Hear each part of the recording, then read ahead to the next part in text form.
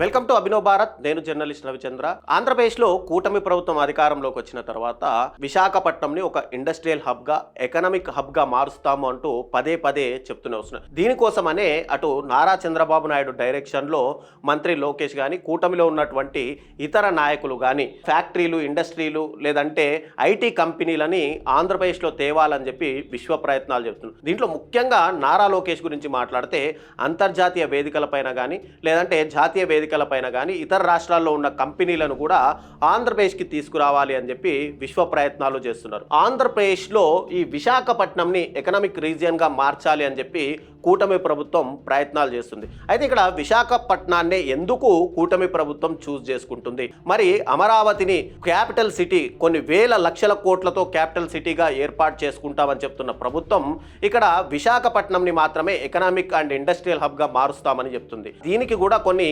Negative అంశాలు ఉన్నాయి, కొన్ని పాజిటివ్ అంశాలు ఉంటే దాని గురించి మనం మాట్లాడితే ముఖ్యంగా చూసుకుంటే ఏదైతే కూటమి ప్రభుత్వం అధికారంలోకి వచ్చిన తర్వాత గ్రోత్ ఇంజన్ మీద మెయిన్గా కాన్సన్ట్రేషన్ చేస్తూ వచ్చింది. దీనికి కారణం ఏంటంటే మేము ఇంకొక 10 సంవత్సరాలు ఇక్కడ ఆంధ్రప్రదేశ్లో డబల్ ఇంజన్ సర్కారే అధికారంలో ఉంటుంది అని చెప్పి పదే పదే కూటమి నాయకులు చెప్తున్నారు. అటు పవన్ కళ్యాణ్ కానీ, ఇటు చంద్రబాబు నాయుడు కానీ ఇంకో 10 సంవత్సరాల నుంచి 20 సంవత్సరాలు, 30 సంవత్సరాలు ఈ కూటమి ప్రభుత్వమే అధికారంలో ఉంటుంది, మా పొత్తు నిర్వీర్యం కాదు అని చెప్తూనే వస్తుంది. అయితే ఇక్కడ మెయిన్గా ఎకనామిక్ హబ్గా మార్చాలి అంటే 2032 వరకు కూటమి ప్రభుత్వము దాదాపుగా 120 బిలియన్ US డాలర్లని మేము ఇన్వెస్ట్మెంట్లకు తీసుకొస్తాము అంటూ పదే పదే చెప్తుంది. దీన్ని మెయిన్గా విశాఖపట్నాన్నే ఎంచుకుంది. ఎందుకంటే విశాఖపట్నం ఒక్కసారి మనం ఈ ఎకనామిక్ రీజన్కి సంబంధించి ఎందుకు ఎంచుకున్నారంటే ఈ రీజియన్లో విశాఖపట్నం, విజయనగరం, శ్రీకాకుళం, అనకాపల్లి, కాకినాడ, ఈస్ట్ గోదావరి, సీతారామరాజు, మన్యం జిల్లాలు మెయిన్గా ఈ రీజియన్లో ఉన్నాయి. ఈ రీజియన్లో ఉన్నటువంటి ఈ జిల్లాలనే ఇండస్ట్రియల్ హబ్గా మార్చడానికి వీళ్ళు అత్యంత ప్రాధాన్యత ఇస్తున్నారు. అయితే కరెంట్ జీడిపి చూసుకుంటే దాదాపుగా 49 బిలియన్ డాలర్లు ఆంధ్రప్రదేశ్కు ఉంటే ఇక్కడ రాబోయే 2032 వరకు అంటే 7 సంవత్సరాల కాలంలో దాదాపుగా 120 బిలియన్ US డాలర్లని ఇక్కడ ఎకనామిక్గా మేము గ్రోత్ చేస్తాము అని చెప్తున్నారు. ఇప్పటికే దాదాపుగా 11 లక్షల కోట్ల రూపాయలకు సంబంధించి లోటు బడ్జెట్లో ఉన్న రాష్ట్రం 7 సంవత్సరాల కాలంలో దాదాపుగా ఇన్ని డాలర్లను తేగలదా అనేది ముఖ్య ప్రశ్న ఉంటే, మరోవైపు 20 నుంచి 24 లక్షల జాబ్స్ 2032 వరకు క్రియేట్ చేసి ఇక్కడ యువతని చెన్నై, బెంగళూరు లాంటి రాష్ట్రాలకు అక్కడికి వెళ్ళి అక్కడ జాబ్ చేస్తున్నటువంటి ఐటీ ఎంప్లాయీలని ఇక్కడ ఆంధ్రప్రదేశ్ నుంచి ఇంకా ఫ్యూచర్లో ఎవరు వెళ్లకుండా అక్కడి వాళ్ళు కూడా ఇక్కడే వచ్చేటట్లుగా జాబ్లు చేసుకునేటట్లుగా మేము జాబ్ క్రియేషన్ చేస్తాము అని కూడా పదే పదే చెప్తుంది. నిజంగానే కూటమి గవర్నమెంట్కు జాబ్ క్రియేషన్ చేయడానికి కానీ లేదంటే ఇక్కడ ఇంతగా గ్రోత్ ఎకనామిక్ తీసుకురావడానికి కానీ అవకాశాలు ఉన్నాయా అంటే ఇక్కడ విశాఖపట్నంలో మెయిన్గా ఉన్నటువంటి విశాఖపట్నం స్టీల్ ప్లాంట్ ఎప్పటి నుంచో ఉంది. ఇది ఇప్పటికీ కూడా ఆంధ్రప్రదేశ్లో ఉన్నటువంటి రాజకీయాలని కూడా మెయిన్గా ప్రేరేపితం చేస్తుంటుంది. ఇక్కడ వైఎస్ఆర్సీపీ పార్టీ కానీ లేదంటే కూటమి పార్టీ కానీ తాము అధికారంలోకి వస్తే ఈ విశాఖ స్టీల్ ప్లాంట్ని ప్రైవేటీకరణ చేయము అని చెప్తున్న దాన్ని దీన్నే కాపాడుకోలేకపోతున్న ప్రభుత్వాలు ఇన్ని కోట్ల పెట్టుబడులు నిజంగానే తేగలవా? తెచ్చారా అంటే ఈ 11,000 కోట్ల రూపాయలని ఇప్పటి వరకే తీసుకొచ్చారు కూటమి గవర్నమెంట్. అది కూడా ఎందుకు అంటే బ్లాస్ట్ ఫర్నిషింగ్ కోసం, అంటే థర్డ్ ఫేజ్లో ఉన్నటువంటి బ్లాస్ట్ ఫర్నిషింగ్ కోసం తీసుకొచ్చి అక్కడ పెట్టుబడులు పెట్టి తిరిగి దాన్ని కూడా మళ్ళీ అమ్ముకునే ప్రయత్నాలు చేస్తున్నారు. కానీ ఇక్కడ ముందుగా చూసుకుంటే కనుక టాప్ 3 కంపెనీస్ తోటి ఇక్కడ విశాఖ స్టీల్ ప్లాంట్ని పూర్తిగా కొలాబరేట్ చేస్తాము అని చెప్తున్నారు. దాంట్లో ముఖ్యంగా చూసుకుంటే స్టీల్ అథారిటీ ఆఫ్ ఇండియా దీంతో కొలాబరేట్ చేస్తారా అంటే ఇది చేయలేదు. తర్వాత టాటా స్టీల్ కోట్ల పెట్టుబడులు తీసుకొస్తాము అని చెప్పి ఇప్పటికే లాభాల్లో ఉన్న కంపెనీ, కానీ దీంతో అన్న కొలాబరేట్ చేశారా అంటే ఇది కూడా లేదు. ఇక JSW స్టీల్స్తో కూడా కొలాబరేట్ కాలేదు. ఇంకా నిర్ణయాలు జరుగుతూనే ఉన్నాయి. ఇలాంటి సమయంలో ఇక 4 నుంచి 5 లక్షల జాబ్స్ ఐటీ సెక్టార్ 2032 వరకు ఖచ్చితంగా తీసుకురావాలి, ఒకవేళ విశాఖపట్నంలో అయితేనే. అయితే ఇలా తీసుకురావాలంటే మరి కూటమి గవర్నమెంట్ దేనిల మీద ఫోకస్ చేయాలి? ముఖ్యంగా చూసుకుంటే కనుక స్ట్రాంగ్ ఫోకస్ దీని మీద ఉండాలి. దాంట్లో పెట్రోకెమికల్స్ కానీ, గ్యాస్ గ్రిడ్స్ కానీ, పోర్ట్ డెవలప్మెంట్ కానీ, మెడికల్ టెక్నాలజీ కానీ, షిప్ బిల్డింగ్ కానీ, డిఫెన్స్ కానీ, ఎలక్ట్రానిక్స్ కానీ, క్లీన్ టెక్ కానీ, లేబర్ ఇంటెన్సివ్ కానీ, లేదంటే మ్యానుఫ్యాక్చరింగ్, వీటన్నింటి మీద కూడా కూటమి గవర్నమెంట్ ఫోకస్ పెడితేనే ఖచ్చితంగా ఏదైతే వాళ్ళు ఒక టార్గెట్ పెట్టుకున్నారో ఆ టార్గెట్ రీచ్ అయ్యే అవకాశాలు ఉన్నాయి. మెయిన్గా చూసుకుంటే ఈ డాటా సెంటర్స్ కూడా అండ్ స్టార్టప్లను కూడా ఖచ్చితంగా తీసుకొస్తేనే ఈ ఏదైతే కూటమి గవర్నమెంట్ అనుకున్న 4 నుంచి 5 లక్షల జాబ్లు అనేవి ఐటీ సెక్టార్లో, కేవలం ఐటీ సెక్టార్ గురించి మనం మాట్లాడుతున్నాం, దీంట్లో తేవాలంటే వీటన్నింటి మీద కూడా ఖచ్చితంగా మెయిన్ ఫోకస్ చేయాల్సిన అవసరం ఉంటుంది. ఇక బిల్డ్ ఏ మోడర్న్ ఎకనమీ, ఇక్కడ ఒక మోడర్న్ ఎకనమీ, చంద్రబాబు నిజంగానే ఒక విజన్ ఉన్న నాయకుడు, దాంట్లో ఒప్పుకోవాల్సిందే.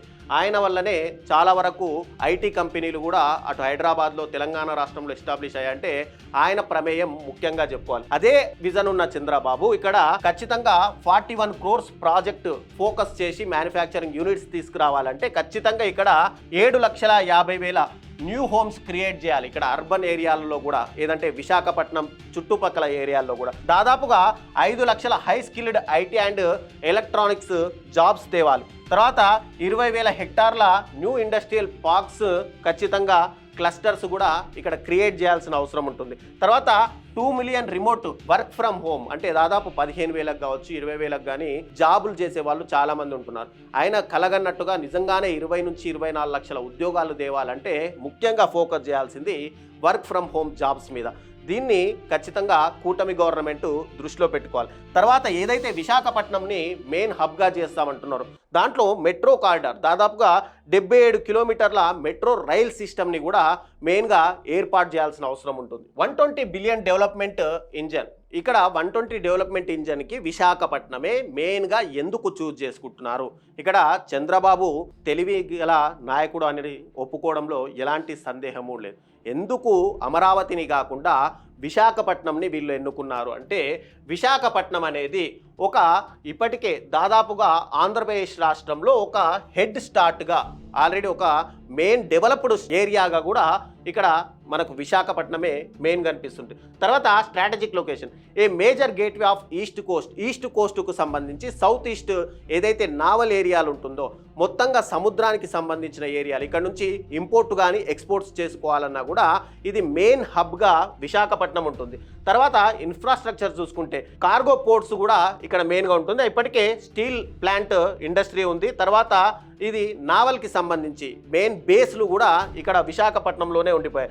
Established ecosystem and heavy ఇండస్ట్రీలు అన్నీ కూడా ఇక్కడే ఉన్నాయి. ముఖ్యంగా చూసుకుంటే కనుక ఫార్మా కానీ సీ ఫుడ్ ప్రాసెసింగ్ సంబంధించిన మెయిన్ ఏరియాలన్నీ కూడా విశాఖపట్నంలో ఉన్నాయి. ఇంకోవైపు విశాఖపట్నం చూస్ చేసుకోవడానికి ఏంటంటే ఇక్కడ వెల్ ఎడ్యుకేటెడ్ పర్సన్స్ చాలా వరకు ఆంధ్రప్రదేశ్లో చూసుకుంటే విశాఖపట్నంలోనే కనిపిస్తారు. కాబట్టి ఇక్కడ విశాఖపట్నంనే మెయిన్గా చంద్రబాబు ఎంచుకున్నారు. అయితే ఇక్కడ ఇందాక మనం మాట్లాడుకున్నట్టుగా చంద్రబాబు ఒక విజన్ ఉన్న నాయకుడు, ఎవరు ఒప్పుకున్నా ఒప్పుకోకపోయినా. ఇప్పుడు తెలంగాణలో ఉన్నటువంటి కాంగ్రెస్ పార్టీ కానీ, లేదంటే గతంలో పనిచేసినటువంటి బీఆర్ఎస్ పార్టీ కానీ, కేసీఆర్ కానీ, కేటీఆర్ కానీ ఎవరు ఇండస్ట్రియల్ హబ్ని మేము తెచ్చాము అని చెప్పుకున్నప్పటికీ కూడా నిజంగా దీంట్లో ఖచ్చితంగా చంద్రబాబు ముఖ్య పాత్ర పోషించాడు అనేది మెయిన్గా చెప్పుకోవాలి. సీఎంగా ఉన్న వ్యక్తి అక్కడ బిల్ గేట్స్ దగ్గరికి వెళ్ళి ఒక పవర్ పాయింట్ ప్రజెంటేషన్ ఇచ్చి మరి ఉమ్మడి ఆంధ్రప్రదేశ్ రాష్ట్రంలో ఐటీ పరిశ్రమలు నెలకొల్పాలి, దీనికి ల్యాండ్ పూలింగ్ ఇస్తాము, మీకు కావాల్సిన మ్యానుఫ్యాక్చరింగ్కి సంబంధించిన అన్ని పర్మిషన్లు కూడా మేము ఇస్తాము అని చెప్పి అలాంటి కంపెనీలని ఇక్కడికి హైదరాబాద్కి తీసుకొచ్చాడు. తర్వాత హైటెక్ సిటీ కానీ, లేదంటే ట్రాన్స్ఫార్మింగ్ ఇంటూ గ్లోబల్ ఐటీ హబ్గా టోటల్గా హైదరాబాద్ని మార్చడంలో చంద్రబాబు కీలక పాత్ర పోషించారనే చెప్పుకోవాలి. కానీ ఇక్కడ ఇవన్నీ కూడా చంద్రబాబుకు ప్లస్ పాయింట్లు అయితే, ఇక్కడ మనం మైనస్ పాయింట్లు మాట్లాడుతుంటే ఎప్పుడైతే 2 స్టేట్లు డివైడ్ అయిపోయాయో ఆ తర్వాత అధికారంలోకి వచ్చిన గవర్నమెంట్ అమరావతికి సంబంధించి ల్యాండ్ పూలింగ్ అనే ఒకసారి, ల్యాండ్ ఎక్విప్మెంట్ అని చెప్పి మరోసారి చెప్తూ ఇక్కడ ప్రజల్ని పూర్తిగా వాళ్ళకు ల్యాండ్ పూలింగ్ అంటే ఏంటో, ల్యాండ్ ఎక్విప్మెంట్ అంటే ఏంటో కూడా తెలియని పరిస్థితి క్రియేట్ అయిపోయింది. గ్రీన్ ఫీల్డ్ క్యాపిటల్ సిటీకి తీసుకొస్తాము అని చెప్పి గవర్నమెంట్కి సంబంధించిన ఫండింగ్లు తీసుకొస్తామని చెప్పి ఇప్పటి వరకు కూడా గవర్నమెంట్ ఆ దిశగా ప్రయత్నాలు చేయట్లేదు అనేది కూడా ఒక నెగిటివ్ ఇంపాక్ట్ కూడా గవర్నమెంట్ ఉంది. తర్వాత స్టేట్ ఫైనాన్సెస్ 11 లక్షల కోట్ల రూపాయల అప్పులు ఇప్పటికే రాష్ట్రం మీద ఉన్నాయి. మరి ఇలాంటి సమయంలో ఇంతగా 120 బిలియన్ US ఎకనామీని 7 సంవత్సరాల సమయంలో తేగలరా నిజంగానే చంద్రబాబు అనేది కూడా ఒక ప్రశ్నగా అయితే మిగులుతుంది. అయితే విశాఖపట్నము మరి నిజంగానే ఇండస్ట్రియల్ హబ్గా మారలేదా అంటే గనక ఖచ్చితంగా మారే అవకాశాలు ఉన్నాయి. ఫర్ ఎగ్జాంపుల్ చూసుకుంటే దుబాయ్లో ఉంటున్న జఫ్నా కానీ లేదంటే చైనాలో ఉన్నటువంటి షాంఘై కానీ ఈ రెండు ఎలా డెవలప్ అయ్యాయో మనం అందరం చూస్తూనే ఉన్నాం. వీటికి ఏదైతే కోస్టల్ ఏరియా కానీ లేదంటే మ్యానుఫ్యాక్చరింగ్ యూనిట్లు తీసుకొచ్చారో అలాంటి సిచ్యువేషనే, అలాంటి అట్మాస్ఫియరే వైజాగ్లో కూడా ఖచ్చితంగా కనిపిస్తుంది. కాబట్టి ఇప్పుడు ఏదైతే చైనాకు షాంఘై కానీ లేదంటే దుబాయ్కి జాఫ్నా కానీ తమ నుంచి పూర్తిగా ఇండస్ట్రియల్ హబ్గా మారిపోయి అక్కడి నుంచి డబ్బులు దేశ డెవలప్మెంట్ కోసం ఎలా అయితే యూజ్ చేస్తున్నారో లేదంటే ఆ రాష్ట్ర ఎకనామీ కోసం ఎలా యూజ్ చేస్తున్నారో అలాగే యూజ్ చేయడానికి కూడా ఖచ్చితంగా విశాఖపట్నం అనేది ఒక ఐటీ హబ్గా మారే అవకాశాలు ఉన్నాయి. మైనస్ల గురించి మాట్లాడితే ఇక్కడ కొన్ని కంపెనీలు రావాలి అంటే ఖచ్చితంగా వాటికంటూ ఒక ల్యాండ్ పూలింగ్ ఇవ్వాలి, వాటికంటూ కొన్ని మ్యానుఫ్యాక్చరింగ్కి సంబంధించిన పర్మిషన్లు ఇవ్వాలి, వాటికంటూ కొంత లేబర్ ఫెసిలిటీలు ఇవ్వాలి.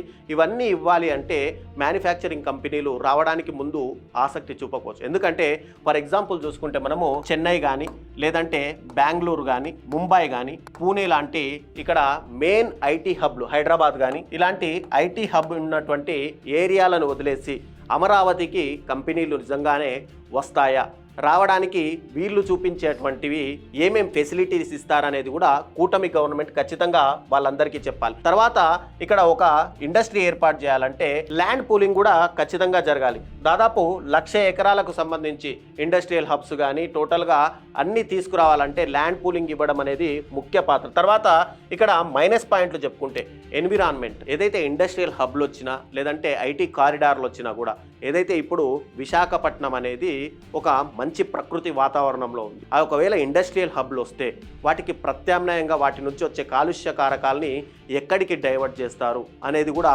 మరో ప్రశ్న. ఎందుకంటే ఇక్కడ ఇప్పటికే రిషికొండని పూర్తిగా బోడికొండగా చేసేశారు. మరి రాబోయే రోజుల్లో ఇక్కడ ఇండస్ట్రీలు రావాలంటే కొన్ని ప్రకృతి నిలయం సంబంధించిన కొండలు చాలా వరకు విశాఖపట్నం చుట్టుపక్కల ఉంటాయి. వీటన్నింటిని కూడా పూర్తిగా నిర్వీర్యం చేసి ఇక్కడ ఇండస్ట్రియల్ హబ్కి ఇవ్వాల్సి ఉంటుంది. ఇది జరిగే అవకాశాలు ఉన్నాయా లేదా అనేది కూడా కూటమి గవర్నమెంట్ ఖచ్చితంగా ఆలోచించుకోవాలి. ఏదైతే చంద్రబాబు నిజంగానే కలలు కంటున్న విజన్ 2032 సాధ్యం అవ్వాలి అంటే అది ఒక నిజంగానే హై రిస్క్ డ్రీమ్ అని మాత్రం ఖచ్చితంగా చెప్పుకోవాలి. ఒకవైపు అమరావతిని డెవలప్ చేస్తూనే మరోవైపు ఇండస్ట్రియల్ హబ్గా కూడా వైజాగ్ని కూడా డెవలప్ చేయాలి అంటే ఇక్కడ కూటమి గవర్నమెంట్ ఏ విధంగా ప్రయత్నాలు చేస్తుంది అనేది ఖచ్చితంగా చూడాలి.